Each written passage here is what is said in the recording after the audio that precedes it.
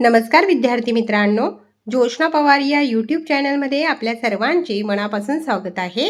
आज आपण इयत्ता 10वीच्या वर्गाची विज्ञान आणि तंत्रज्ञान भाग 1 या विषयाची 2026 या वर्षाची बोर्ड प्रश्नपत्रिका संपूर्ण उत्तरांसहित अभ्यासणार आहोत।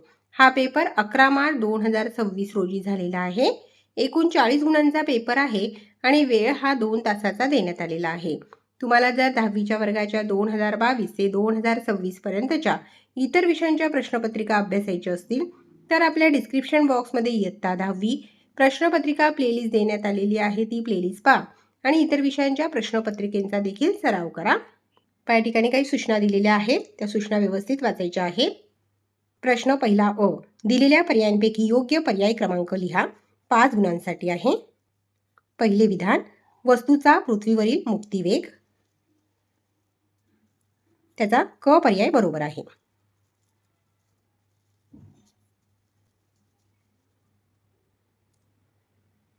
दुसरे विधान, आधुनिक आवर्त सारणीत अधातू डॅश डॅश खंडात आहे, त्याचा ब पर्याय बरोबर आहे पी। आधुनिक आवर्त सारणीत अधातू पी खंडात आहे। तिसरे विधान,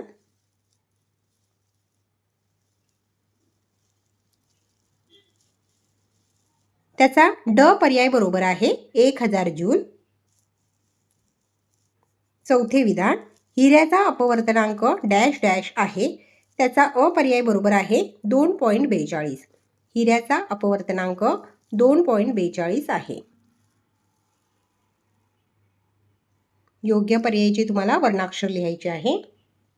पाचवे विधान, निरोगी मानवी डोळ्याचे सुस्पष्ट दृष्टीचे लघुत्तम अंतर डॅश डॅश आहे, त्याचा क पर्याय बरोबर आहे 25 सेमी। निरोगी मानवी डोळ्याचे सुस्पष्ट दृष्टीचे लघुत्तम अंतर 25 सेमी आहे। प्रश्न पहिल्यातील ब प्रश्न आहे। खालील प्रश्नांची उत्तरे लिहा। 5 गुणांसाठी आहे हा प्रश्न। त्यातील पहिला प्रश्न आहे, गटात न बसणारे घटक लिहा। त्या ठिकाणी गटात दिलेले आहे अन्न शिजणे, फळ परिपक्व होणे, दुधाचे दह्यात रूपांतर होणे आणि बर्फाचे पाण्यात रूपांतर होणे। गटात न बसणारा घटक आहे बर्फाचे पाण्यात रूपांतर होणे। दुसरा प्रश्न, पहिला सहसंबंध विचारात घेऊन दुसरा सहसंबंध पूर्ण करा। वस्तुमान किलोग्रॅम, वजन न्यूटन। तिसरा प्रश्न, खालील विधान चुकी बरोबर ते सांगा। पाण्याचे आकारमान 4 अंश सेल्सिअसला सर्वात जास्त असते, हे विधान चूक आहे। पाण्याचे आकारमान 4 अंश सेल्सिअसला सर्वात कमी असते। चौथा प्रश्न, जोड्या लावा। अ गट आणि ब गट देण्यात आलेले आहे। थर्मामीटर, त्याची योग्य जोडी आहे पर्याय ब, तापमान मोजणे। पाचवा प्रश्न, प्रकाशाच्या अपस्करणात जांभळ्या किरणांची तरंगलांबी किती असते? उत्तर, प्रकाशाच्या अपस्करणात जांभळ्या किरणांची तरंगलांबी 400 nm असते। प्रश्न दुसऱ्यातील अ प्रश्न आहे, शास्त्रीय कारणे लिहा। कोणतेही 2, 4 गुणांसाठी 3 शास्त्रीय कारणे दिलेली आहेत, कोणतेही 2 शास्त्रीय कारणे लिहायचे आहेत। प्रत्येक प्रश्नाला या ठिकाणी 2 गुण मिळतील, पण आपण तिन्ही प्रश्न अभ्यासणार आहोत। पहिले विधान आहे, ध्रुवीय प्रदेशाच्या अभ्यासासाठी भूस्थिर उपग्रह उपयोगी पडत नाही।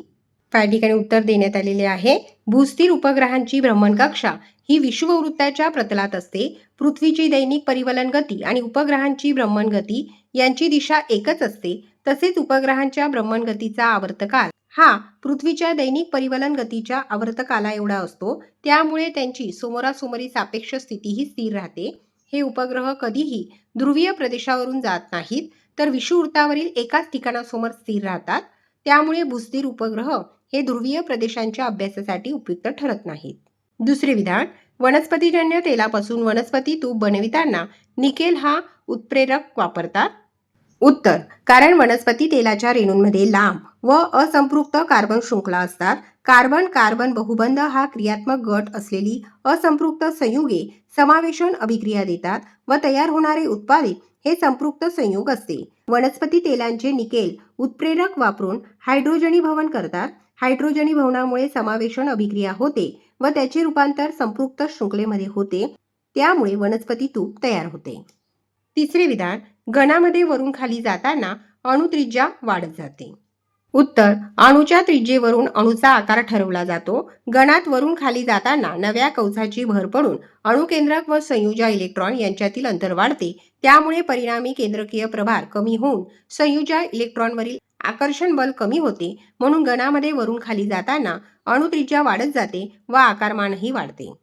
प्रश्न दुसऱ्यातील ब प्रश्न आहे, खालीलपैकी कोणतेही 3 प्रश्न सोडवा. एकूण 5 प्रश्न दिलेले आहेत. कोणतेही 3 प्रश्न सोडवायचे आहेत 6 गुणांसाठी. प्रत्येक प्रश्नाच्या उत्तराला या ठिकाणी 2 गुण मिळतील. पहिला प्रश्न आहे, संमिश्रे म्हणजे काय? त्यांची 2 उदाहरणे द्या.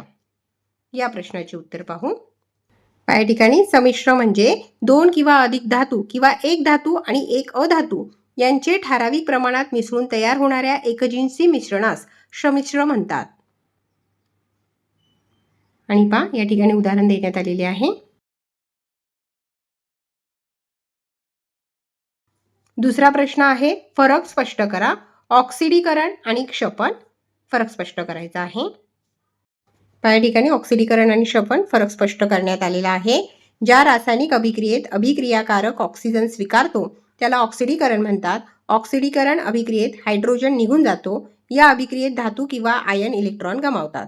क्षपन ज्या रासायनिक अभिक्रियेत अभिक्रियाकारक हायड्रोजन स्वीकारतो त्याला क्षपन म्हणतात. क्षपन अभिक्रियेत ऑक्सिजन निघून जातो. या अभिक्रियेत धातू किंवा आयन इलेक्ट्रॉन स्वीकारतात. तिसरा प्रश्न आहे, बेंझिनचे रेणुसूत्र लिहा व रचनासूत्र काढा. या ठिकाणी बेंझिनचे रेणुसूत्र आणि रचनासूत्र आपण लिहिलेले आहे. पहा या ठिकाणी बेंझिनच्या रचनासूत्राची आकृती स्पष्ट दिसत आहे. चौथा प्रश्न,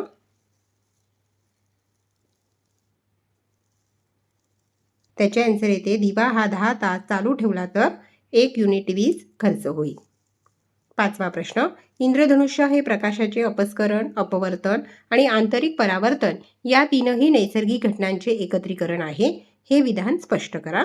या प्रश्नाचे उत्तर अभ्यासू. या ठिकाणी उत्तर देण्यात आलेले आहे. हाच प्रश्न सप्टेंबर 2021 मध्ये देखील विचारण्यात आलेला होता. या ठिकाणी आकृती काढायला सांगितलेली आहे, पण आपल्याला प्रश्नामध्ये आकृती सांगितलेली नाही.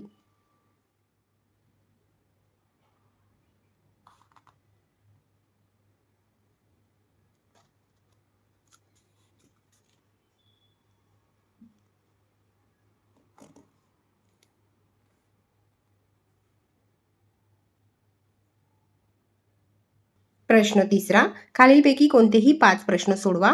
एकूण 8 प्रश्न दिलेले आहेत. त्यापैकी कोणतेही 5 प्रश्न सोडवायचे आहेत 15 गुणांसाठी. प्रत्येक प्रश्नाच्या उत्तराला या ठिकाणी 3 गुण मिळतील.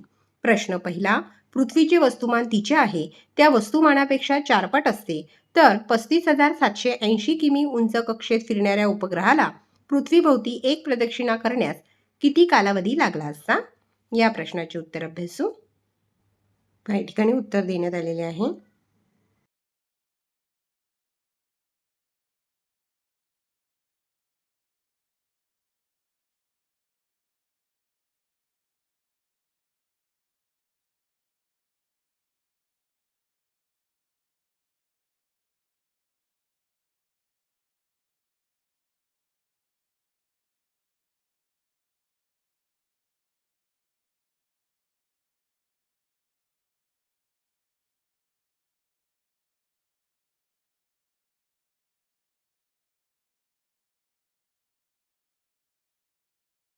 दुसरा प्रश्न, खालील आकृतीचे निरीक्षण करून खालील प्रश्नांची उत्तरे लिहा. या ठिकाणी आकृती देण्यात आलेली आहे.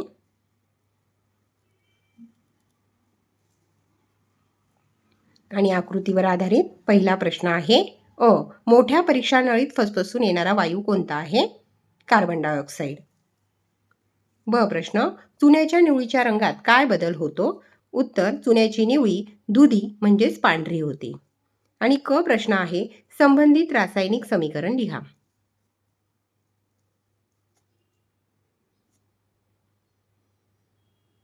तिसरा प्रश्न, खालील उताराचे वाचन करा व विचारलेल्या प्रश्नांची उत्तरे लिहा.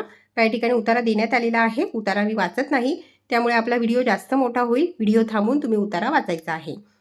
त्यावर आधारित अ प्रश्न, उष्णता स्थानांतर कोठून कोठे होते? उत्तर, उष्णता स्थानांतर उष्ण वस्तूकडून थंड वस्तूकडे होते. ब प्रश्न, अशा स्थितीत आपणास उष्णतेच्या कोणत्या तत्वाचा बोध होतो? उत्तर, उष्णता स्थानांतर अधिक तापमानाच्या वस्तूकडून कमी तापमानाच्या वस्तूकडे होते. आणि क प्रश्न आहे, ते तत्व थोडक्यात कसे सांगता येईल? उत्तर, दोन वस्तूंची प्रणाली वातावरणापासून वेगळी केल्यास उष्ण वस्तूने गमावलेली उष्णता बरोबर थंड वस्तूने ग्रहण केलेली उष्णता. आपण त्या ठिकाणीच उत्तरे लिहिलेली आहेत. चौथा प्रश्न, विद्युत चलित्राची सुबक नामनिर्देशित आकृती काढून तत्व लिहा. या प्रश्नाचे उत्तर अभ्यासू. या ठिकाणी विद्युत चलित्राची आकृती देण्यात आलेली आहे.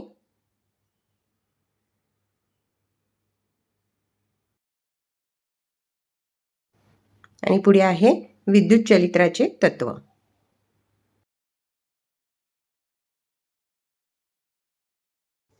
पाचवा प्रश्न, त्या ठिकाणी रासायनिक समीकरण दिलेले आहे आणि या रासायनिक समीकरणातील अभिक्रियाकारके व उत्पादिते यातील मूलद्रव्यांच्या अणुसंख्येवरून समीकरण संतुलित आहे किंवा नाही हे सांगून खालील सारणी पूर्ण करा.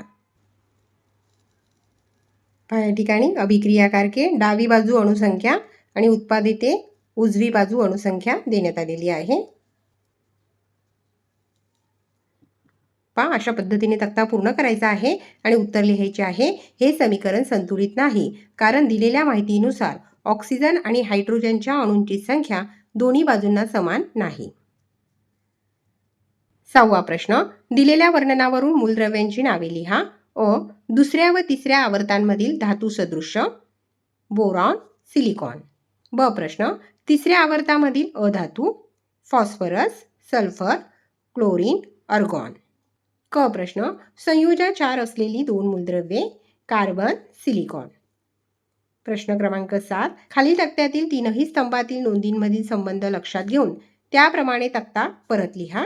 या ठिकाणी तक्ता दिलेला आहे पण त्यांच्यातील जो सहसंबंध आहे तो चुकीचा देण्यात आलेला आहे. योग्य सहसंबंध लिहून आपल्याला तक्ता पूर्ण करायचा आहे. वजन, त्या ठिकाणी आपण लिहिलेला आहे n, ठिकाण परत्वे बदलते. ब गुरुत्व त्वरण केंद्राजवळ 0 आणि क गुरुत्व स्थिरांक nm वर्ग kg वर्ग संपूर्ण विश्वात सारखे.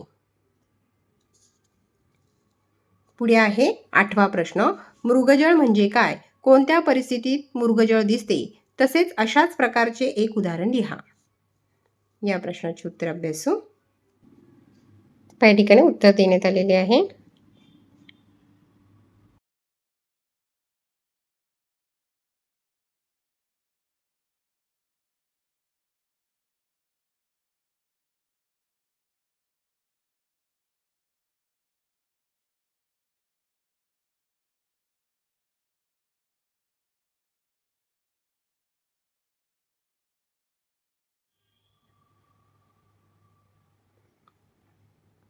प्रश्न चौथा, खालीलपैकी कोणताही एक उपप्रश्न सोडवा. 5 गुणांसाठी आहे. आपण दोन्ही उपप्रश्न अभ्यासणार आहोत. पहिल्या उपप्रश्नात 3 प्रश्न आहेत. अंतर्वक्र भिंगाद्वारे मिळणारी पदार्थाची प्रतिमा दर्शवणारी आकृती काढा व नावे द्या. या ठिकाणी प्रश्नाचे उत्तर, अंतर्गोर भिंगामुळे मिळणारी प्रतिमा दाखवणारी आकृती आणि तिला नावं देण्यात आलेली आहेत.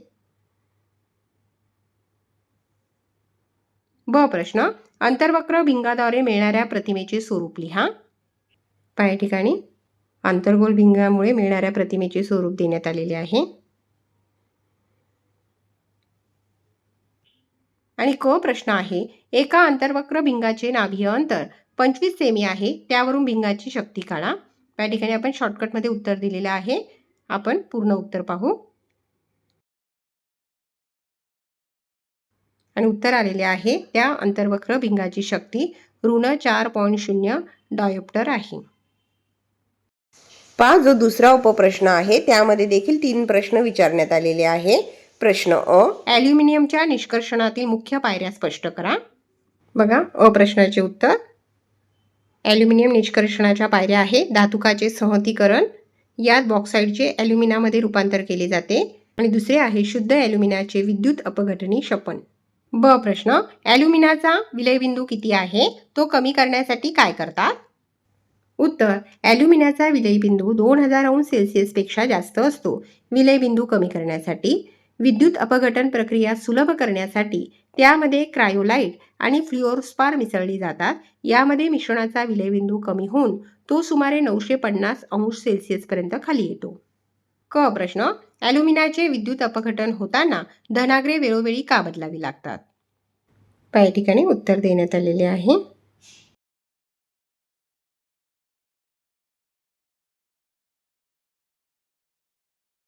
पहा विद्यार्थी मित्रांनो, या ठिकाणी आपण इयत्ता 10वीच्या वर्गाची विज्ञान आणि तंत्रज्ञान भाग 1 2026 या विषयाची बोर्ड प्रश्नपत्रिका संपूर्ण उत्तरांसहित अभ्यासली. व्हिडिओ आवडल्यास व्हिडिओला लाईक करा आणि चॅनलला सबस्क्राईब करून ठेवा, जेणेकरून या पुढचे जे नवनवीन शैक्षणिक व्हिडिओ मी यूट्यूबवर टाकेन त्याची नोटिफिकेशन अगोदर तुमच्यापर्यंत पोहोचेल.